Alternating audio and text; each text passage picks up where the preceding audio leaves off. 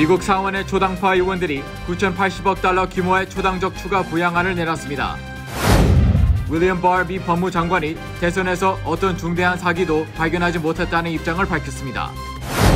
뉴저지주가 가파른 코로나 확산세로 모임 인원 제한을 더 엄격하게 강화합니다. 코로나 바이러스가 빠른 속도로 미국의 구석구석까지 퍼지면서 각 주의 병원에 경고음이 울렸습니다. 뉴저지주 버긴 카운티가 소기업들을 위한 보조금을 추가로 지급합니다.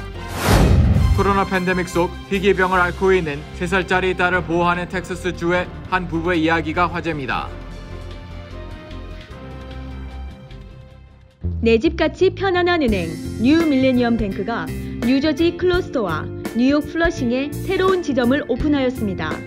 클로스터 570 피어먼트 로드와 플러싱 141 노던 블러바드에 위치한 새 지점에서 모든 금융 업무와 혼무 기지 상담도 함께 해드립니다. Member of FDIC and Equal Housing Lender.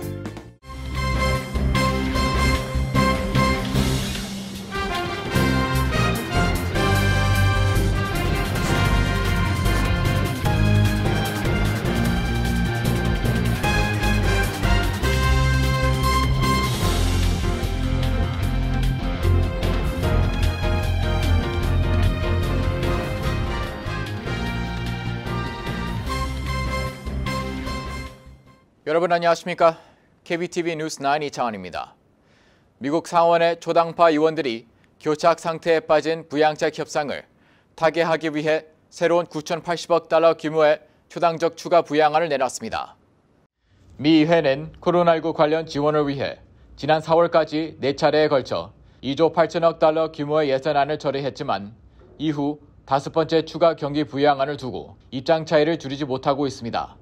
민주당은 정부가 최소 2조 2천억 달러의 과감한 돈 풀기를 해야 한다는 입장이며 대대적인 재정 투입에 회의적인 공화당은 5천억 달러의 부양책을 밀어붙이고 있습니다. 또 트럼프 대통령은 양당과 별개로 1조 5천억 달러 규모의 부양책을 고수해 왔습니다. 이런 가운데 상원에서 초당파 의원들이 약 9,080억 달러 규모의 부양책을 제안했습니다. 초당적 의원들이 제시한 추가 부양안 초안에는 2,880억 달러 규모 중소기업 지원, 1,600억 달러 규모의 주정부 및 지방정부 지원 프로그램, 내년 3월까지 적용될 실업급여 지원을 위한 1,800억 달러 등이 포함됐습니다. 또 160억 달러는 백신 보급과 코로나 검사 및 추적에 사용하고 820억 달러는 교육 지원에 사용될 예정입니다. 하지만 이번 제안은 도널드 트럼프 행정부나 조 바이든 대통령 당선인 혹은 상하원 지도부 등 법안 통과 열쇠를 준 인물들의 지지를 받지 않는 상태입니다. 실제로 이 부양안을 제안한 지 불과 몇 시간 뒤 미치 맥코넬 공화당 상원 원내대표가 낭비할 시간이 없다, 고도로 표적화된 부양 정책이 필요하다며 백악관이 받아들일 만한 별도의 추가 부양안을 검토 중이라고 밝혀 이번 제안을 사실상 거부했습니다. 이에 앞서 스티븐 무누신 재무장관과 낸시 펠로시 하원 의장이 부양책 관련 회동을 가져 공식 협상을 재개한다는 보도가 나왔습니다. 무누신 장관은 추가적인 재정 대응은 필요하지만 선별적 대응이 맞다는 의견을 고수하고 있습니다. 하지만 문제는 시간입니다. 미 의회는 12월 11일까지 지원을 승인해야 연방정부 셧다운을 피할 수 있습니다. 그러나 대부분의 지원 프로그램이 만료되는 연말까지 상원과 하원을 모두 통과할 합의안을 나올지는 미지수입니다. 오늘 오후 트럼프 대통령의 최측근 중 한 명으로 알려져 있는 윌리엄 바 미 법무장관이 지난 11월 3일 대선에서 어떤 중대한 사기도 발견하지 못했다는 입장을 밝혀 주목을 끌고 있습니다. 김은지 기자의 보도입니다. 윌리엄 바 장관은 오늘 AP통신과의 인터뷰에서 지금까지 선거 결과를 뒤집을 만한 규모의 부정행위 증거는 나타나지 않았다고 말했습니다. 이는 바 장관이 선거가 조작됐다고 주장하면서 불복 의사를 이어가던 도널드 트럼프 대통령에 대해 정면으로 반박하는 언급을 한 것입니다. 특히 바 장관은 트럼프 대통령의 충복으로 알려져 있어 부정선거 프레임을 이어가려는 트럼프에게 큰 타격을 줄 것으로 예상됩니다. 트럼프 대통령의 주요 선거 결과 불복 이유에는 선거가 진행됐던 방식에 시스템적인 사기가 있다는 주장과 근본적으로 선거 결과를 조작하기 위해 개표기계의 프로그램이 짜여져 있었다는 주장입니다. 앞서 바 장관은 조 바이든의 승리에 의구심을 계속해서 제기한 트럼프 대통령의 주장에 따라 전국의 검사들에게 중대한 투표 사기가 있었는지 찾으라고 지시한 바 있습니다. 이에 법무부의 선거 범죄 담당 검사는 이 지시가 선거 불개입 원칙을 위반했다고 반발하며 자리에서 물러나기도 했습니다. 또 이번 선거가 본격화되기 이전에 우편 투표의 광범위한 이용이 중대한 사기로 이어질 수 있다고 주장하기도 한 인물입니다. 그럼에도 불구하고 바 장관은 오늘 국토안보부와 법무부가 그것을 조사했고 지금까지 입증할 어떤 것도 보지 못했다고 밝혔습니다. 미 외신은 바 장관의 언급이 트럼프의 근거 없는 조작 선거 주장에 타격을 입혔다는 평가입니다. 백악관은 바 장관의 이 같은 언급에 대한 코멘트 요청에 즉각적으로 응하지 않은 것으로 전해졌습니다. KBTV 뉴스 김은지입니다.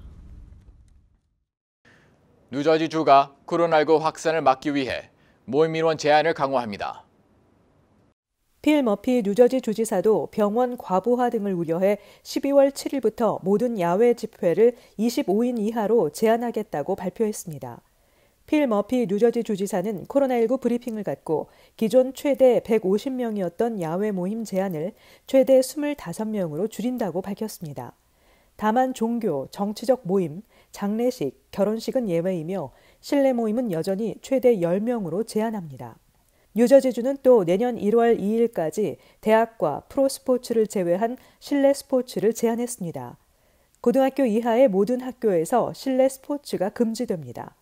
머피 주지사는 확산에 이은 주 전역에 락다운도 고려하고 있지만 당장 락다운이 임박했다는 것은 루머라고 설명했습니다.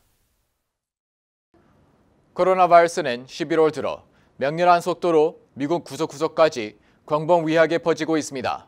미국 누적 확진자 수의 3분의 1에 해당하는 수가 지난 11월 한 달 동안에 나왔습니다. 이런 가운데 뉴욕주도 다시 한번 병원 시스템이 마비되는 것을 우려하면서 비상의료 조치에 나섰습니다. 보도에 김은지 기자입니다. 존스 호킨스 대학 자료에 따르면 지난 11월 한 달 동안에만 40만 8,176명의 코로나19 신규 환자가 발생했고 이는 미국 누적 확진자 수의 32% 정도 되는 수치입니다. 이는 단 30일 만에 전체 환자의 3분의 1이 나온 셈입니다. 또 현재 미국은 일주일 평균 신규 확진자 수를 기준으로 노스다코타, 사우스다코타, 위스콘신주를 제외한 47개 주에서 확산세를 보이고 있는 중입니다. 특히 11월 한 달 동안 미국에서 코로나로 숨진 사람은 36,900명에 달했고 이를 계산해보면 매일 하루 1,200여 명, 1시간에 51명이 사망한 꼴입니다. 어제 코로나19 입원 환자 수도 96,309명으로 또다시 기록을 세우며 10만 명 문턱을 코앞에 두고 있습니다. 그러나 연말과 연휴로 가득 찬 12월에 접어드는 미국의 상황은 더욱 악화될 전망입니다. 긴급 조치에 돌입한 뉴욕주는 이미 심각한 의료진 부족에 퇴직자들의 손까지 빌리는 상황입니다. 앤드류 쿠오모 뉴욕 주지사는 주내에 약 5만 4천 개의 병상이 있는데 필요한 것은 12만 명 병상에 달한다며 가장 우려되는 병원 시스템 마비를 대비하기 위해 주 전체 병원의 사용력 50% 확장을 지시했습니다. 또 병원 과부하가 발생하면 지난 봄처럼 모든 비필수 사업장 폐쇄 등의 엄격한 통제 조치를 다시 취할 수 있다고 경고했습니다. 이와 관련해 쿠오모 주지사는 이번유를 집단 감염 지역과 봉쇄 지역을 결정하기 위한 주요 지표로 사용할 계획이라고 말하며 이외에도 검사 확대와 백신 배포 노력, 안전한 학교 개방, 10인 이하 사모임 금지 등 4가지 추가 대응 전략을 발표했습니다. 쿠오모 주지사는 전면적인 통제 조치에는 부정적인 입장을 보여왔고 코로나19가 급격히 확산한 개발 지역을 대상으로 통제 조치를 해왔으며 현재 뉴욕에서 30곳 정도가 통제되고 있습니다. 한편 빌 드블라시오 뉴욕시장은 오늘 정례 브리핑에서 노약자 및 기저질환이 있는 시민들에게 비필수 활동을 자제하라고 권고했습니다. 또 드블라시오 시장은 기부된 혈액의 공급을 늘리기 위한 시책도 발표했습니다. 시정부는 7일 동안 지속하기에 충분한 양의 혈액 공급을 확보하는 것이 가장 이상적이라며 현재는 기부량이 감소해 3일 정도 지속할 수 있는 양만이 남아 있습니다. 드블라지오 시장은 혹독한 겨울을 맞이하기 전 이달 말까지 2만 5천 명의 혈액 공급을 기부받는 것을 목표로 하고 있습니다. KBTV 뉴스 김은지입니다.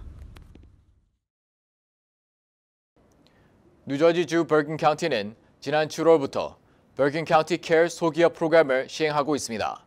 코로나19 사태로 어려움을 겪고 있는 소기업들을 위해 보조금을 추가로 지급합니다. 버겐 카운티는 지난 7월 13일부터 버겐 카운티 케어스 소기업 프로그램을 통해 코로나19로 인해 문 닫을 위기에 처한 직원 30명 이하의 식당, 네일업소, 세탁소 등 소기업을 대상으로 평균 $10,000의 보조금을 지급해왔습니다. 이 프로그램은 연방정부의 팬데믹 지원금을 바탕으로 마련돼 지난 8월 30일 신청 마감 후 2,772개 소기업에 보조금이 지급됐고 현재 1,360개의 소기업들이 심사를 받고 있습니다. 버겐 카운티는 지난 24일 케어스 프로그램 1차 시행을 위해 준비했던 $2,000만 외에 다시 $4,000만 추가 확보해 이미 보조금을 받았거나 현재 심사 중인 소기업들에게 신청한 액수만큼의 보조금을 추가로 지급하겠다고 발표했습니다. 2차 보조금 혜택은 다시 신청서를 제출할 필요 없이 신청을 해서 이미 받았거나 현재 심사 중인 소기업들이 승인을 받으면 자동으로 지급됩니다.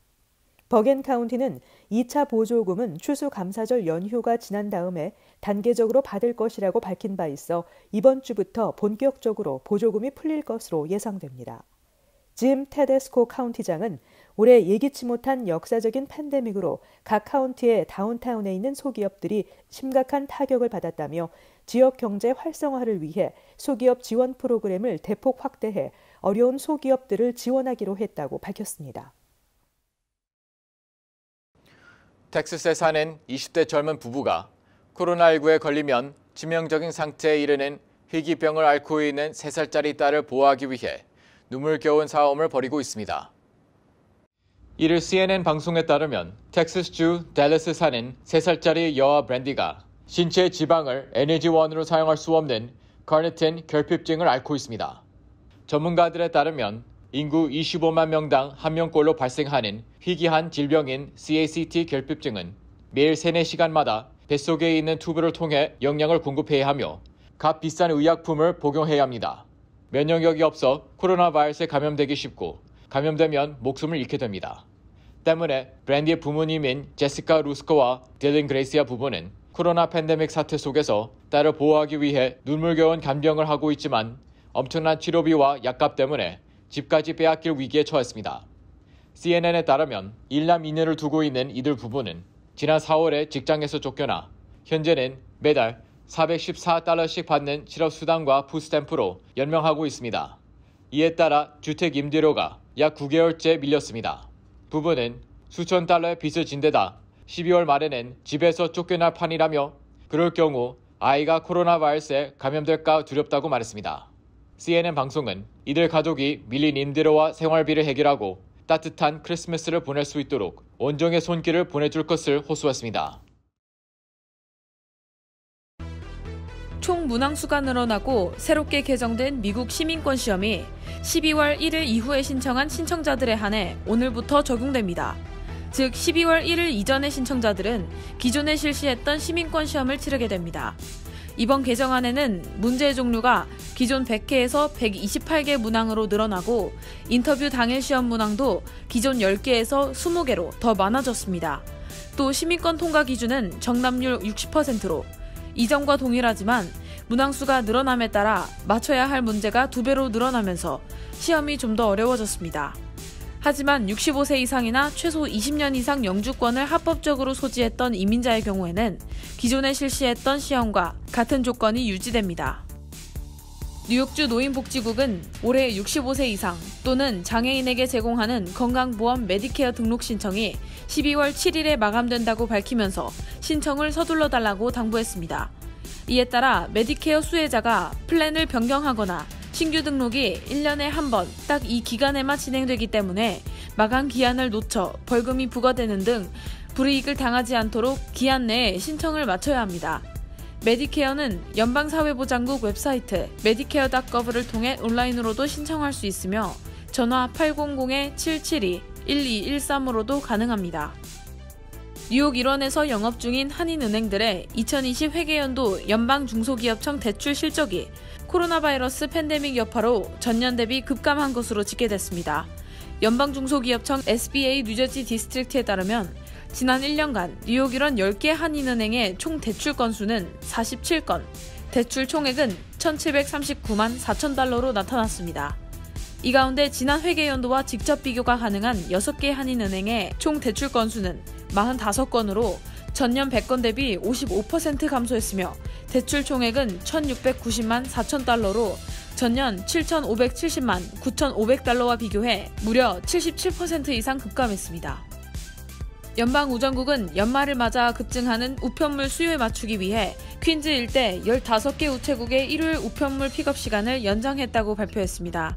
이에 따라 우체국 이용객들은 오는 20일까지 매주 일요일 오전 10시부터 오후 2시까지 우체국에서 우편물을 픽업할 수 있게 됐습니다. 해당 우체국은 퀸즈의 코로나, 엘름허스트 지역 우체국과 플러싱의 메인 우체국, 포레스트힐, 프레시메도우, 잭슨하이츠, 자메이카, 린든힐, 퀸즈빌리지, 레고파크, 리지우드, 로치데일 빌리지, 사우스 오존파크, 우드사이드, 롱아일랜드 시티 메인 우체국 등입니다. 잠시 후 커뮤니티 브리핑을 전해드립니다.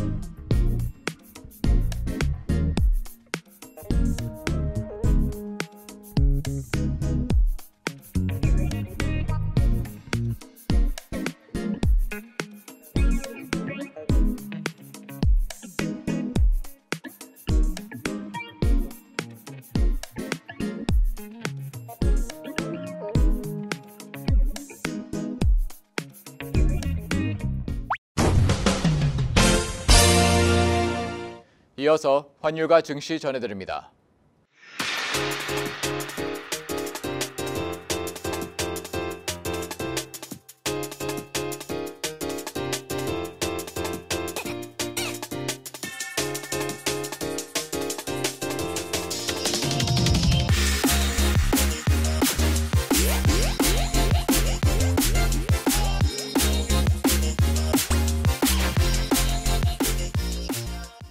잠시 후 뉴욕과 뉴저지 날씨 전해드립니다.